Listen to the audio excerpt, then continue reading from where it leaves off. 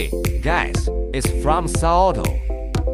And today we're going to install a car radio in this video.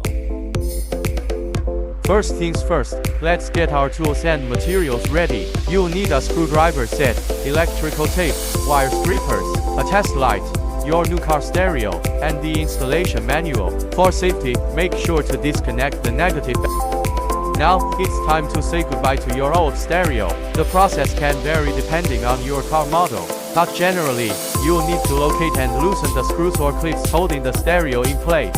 Then, gently pull the stereo out and disconnect all the wiring. Remember to label or take photos of the connections for easy reference later. Alright, let's install the new stereo. Slide it into the mounting bracket and follow the installation manual. To connect the power, audio, and ground wires, make sure every connection is secure and correct to prevent shorts or damage. Once everything's connected, secure the new stereo with screws or clips. Now, reconnect the negative battery terminal and start your car. Give the stereo a test run by turning it on. If everything's working properly, you should hear that crisp, new sound. If not, shut it off immediately and check your connections. Last but not least, it's time to adjust the stereo settings to your liking.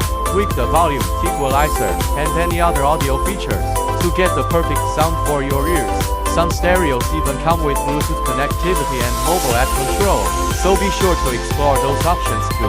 There you have it, folks. Your new car stereo is now installed and ready to rock. Enjoy your upgraded driving experience with high-quality audio.